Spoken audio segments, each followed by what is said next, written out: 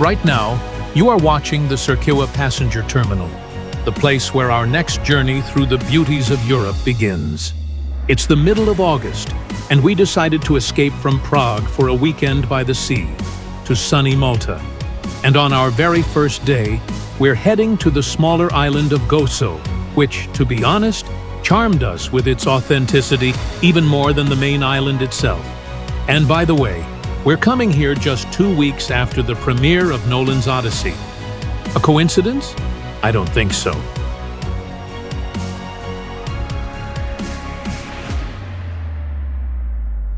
Our journey starts in Valletta, where a car picks us up in the morning.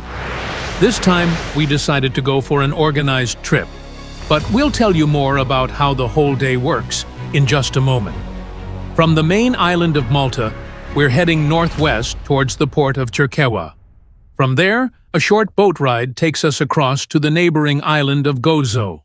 And because we have a really packed day ahead of us, we continue straight on after arriving. Our first stop is Xlendi Bay, one of the best-known places on the southern coast of the island. Then we head west towards the dramatic coastline of Dwejra and the famous Blue Hole. Next come the traditional salt pans, where salt has been harvested directly from seawater for centuries. We'll also stop at Xwejni Bay, known for its rocky coastline and crystal-clear water. Our next stop will be the archaeological complex of Ġgantija, whose temples are actually older than the Egyptian pyramids. And to finish off, we'll visit the Rotunda of St. John the Baptist, and also look towards the island of Pinu and its famous Blue Lagoon. In just one day, we're going to cover around 63 kilometers and visit plenty of places that show exactly why GOZO, with its authentic atmosphere, may have charmed us even more than Malta itself.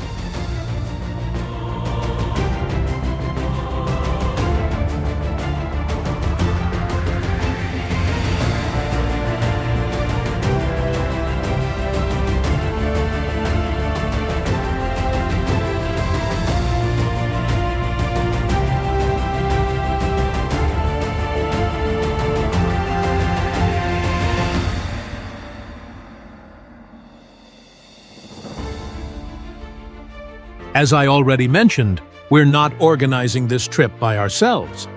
And although there are a few things we would probably add to the itinerary today, which we'll tell you about later, the whole day was planned and organized really well. We booked a full-day GOZO UTV tour with lunch and a boat ride, and it cost us €80 per person. Lunch was included in the price as well, although it might not be everyone's cup of tea. I didn't mind it at all, but Mari didn't really enjoy it. Anyway, we set off from our meeting point, and after about an hour, it's time to get on the boat. And here's a little tip. Try to be among the first ones and find a seat somewhere in the shade. The journey takes around half an hour, and with temperatures reaching 37 degrees in direct sunlight, it can get pretty intense. But honestly, I didn't really mind, because I was absolutely enjoying the views.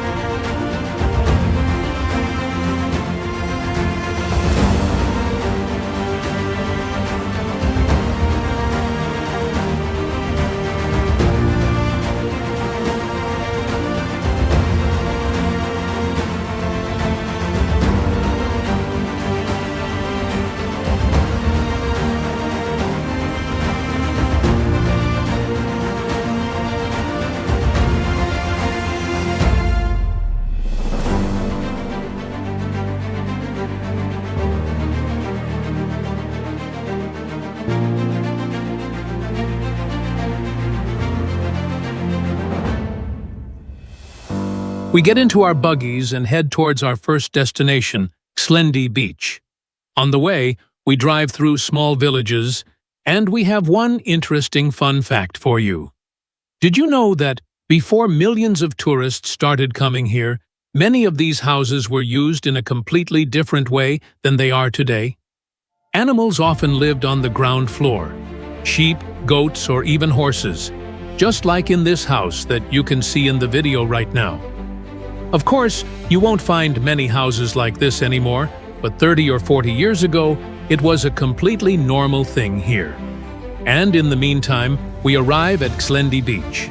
We're not going for a swim this time, but because we missed breakfast, we're having some toast and coffee instead, with a beautiful view of the sea. And because we're not selfish, we decided to share our breakfast with the local fish as well. And there are really plenty of them around here. So we decided to try and count them. We counted 47 salama, 32 sea bream, 64 small mullet, and 5 divers. Yes, diving is really popular around here, and honestly, we're even considering coming back in autumn and trying out a diving course ourselves. But after around half an hour, it's time to move on, and we leave Xlendi Beach behind us.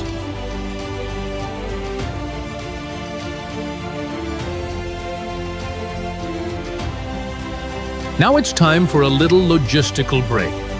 And yes, if something doesn't seem quite right to you in these shots, you're absolutely right.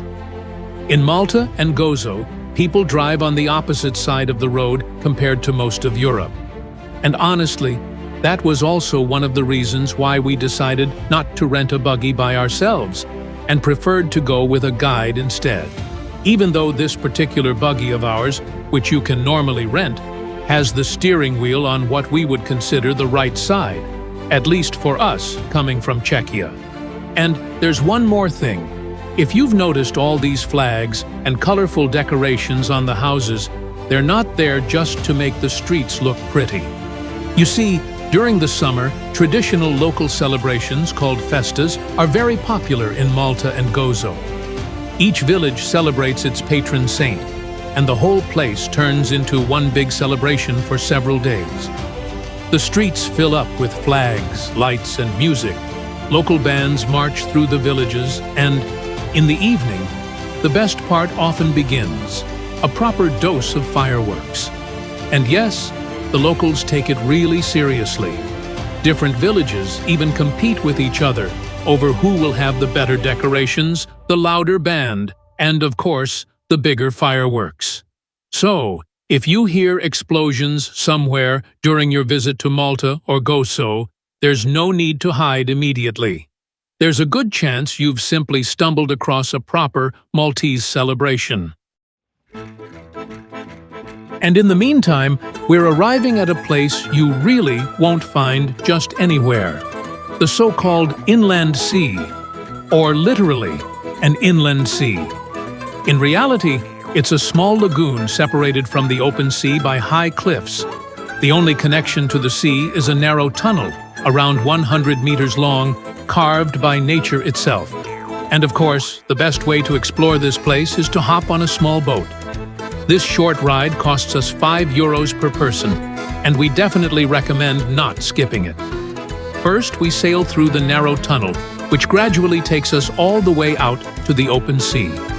And this is where the best part begins. We pass by the cliffs and through several smaller caves, where the water is so incredibly clear that, at times, it almost looks as if there isn't even any sea beneath us. Over thousands of years, all kinds of patterns and layers have formed on the rocks, and they almost look as if they had been painted there. And if you're lucky with the light, you can also see beautiful reflections of the blue and turquoise water inside the caves. And it was right here, in the Dwejra area, that one of the most famous natural landmarks on all of Gozo stood until just a few years ago, the Azure Window. This enormous natural rock arch collapsed into the sea during a powerful storm in 2017. The famous rock arch may be gone, but for divers, an entirely new place to explore was created. Beneath the surface, huge boulders remain, along with passages between them and a whole new underwater world. And the caves and cliffs around Dwejra are also known for their corals and other marine life. After a few minutes, though, we head back to our little lagoon. And I have to say that for €5, this was one of the nicest short boat trips we experienced on GOZO.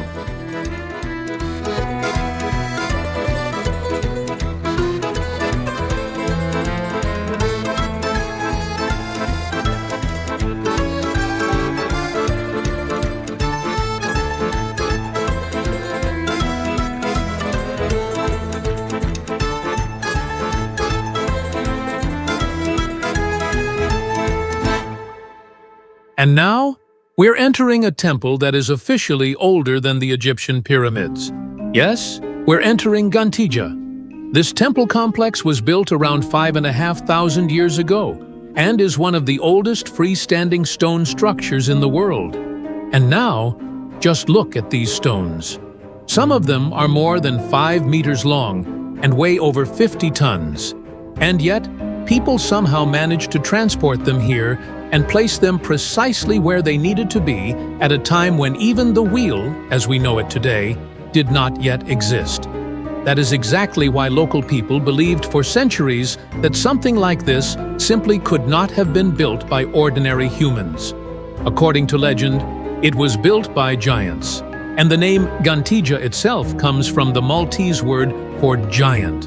And how exactly did people thousands of years ago manage to move and build with stones this enormous? That is a question that continues to fascinate archaeologists to this day. If you enjoy mysteries like these, you can watch the Netflix series Ancient Apocalypse before visiting Malta or GOZO. More specifically, Season 1, Episode 3, called Sirius Rising. And it is exactly here that you start to realize that the history of these islands may be hiding far more questions than answers. And after our morning program, we're finally heading for lunch, which is already included in the price of our trip. On our plates, we have braised meat in a vegetable sauce with peas and roasted potatoes. Water is included as well, of course, and at the end, we even get some ice cream. So, for me, absolutely fine. And considering that lunch is part of the whole trip, I really have nothing to complain about. The restaurant is also located right next to one of the most famous buildings on the whole island of GOZO, the Rotunda of St. John the Baptist in Xewkija. And of course, we couldn't just walk straight past it. Even from the outside, it's clear that this isn't exactly an ordinary church. The enormous dome can be seen from a large part of the island, and the church itself is the largest on all of GOZO. Inside, the interior is surprisingly simple and modern. There's no overwhelming amount of gold or dozens of decorations that would completely take over the space. But then, we had a look inside the sacristy. And that was a completely different league. Beautifully decorated ceilings, frescoes, stucco decorations, and so many details that during an ordinary visit, you might not even have enough time to take them all in. And it was exactly this contrast that I probably liked the most about the whole place. A monumental and relatively simple rotunda on the outside and inside, and right next to it, a space full of historical details and beautiful decorations. By the way, the rotunda itself was built during the 20th century, and its enormous dome is among the largest of its kind in Europe.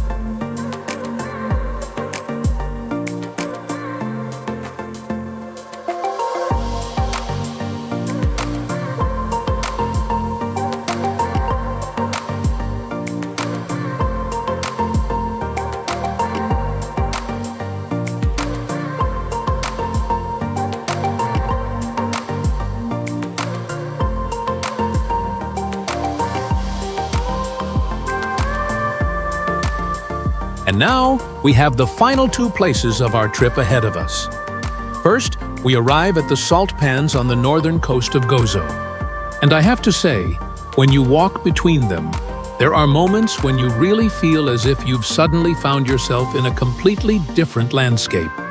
Hundreds of small, perfectly regular pools carved directly into the rock create an incredible mosaic, and you realize their true scale even better when you see them from the perspective of our drone. These salt pans are around 350 years old, but the tradition of producing salt from seawater on GOZO itself has a much longer history. So, how does the whole process actually work?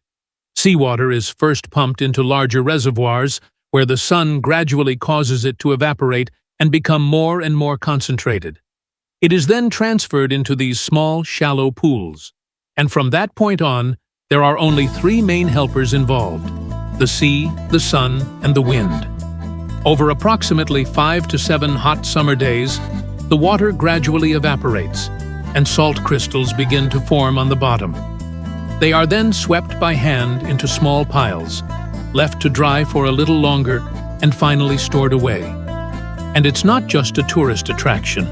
At some of these salt pans, salt is still produced using this traditional method today. During the summer months, the harvest can be repeated roughly every week, as long as the weather is on your side. And now, we've reached what is basically the final stop of our trip.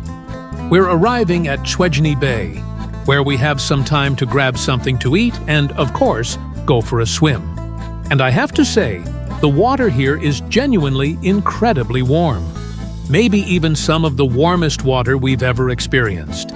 On the other hand, there are quite a lot of people here as well, so if you're looking for a completely deserted beach, you'll probably have to head somewhere else. We spend around 45 minutes here, have something nice to eat, enjoy the warm sea for a while, and then it's time to get back into our buggy. Our transfer back is waiting for us. But before that, we still have one final little stop. And we also have a few tips for places that we would definitely add to our list today if we had a little more time.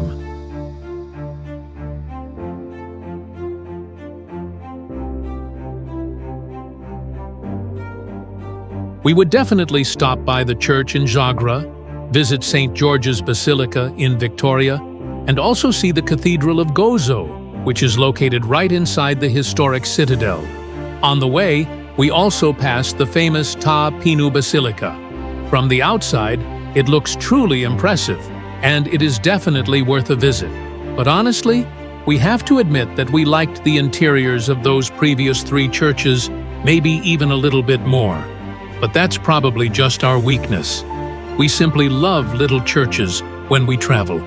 And with that, our adventure on GOZO comes to an end. Thank you for being here with us.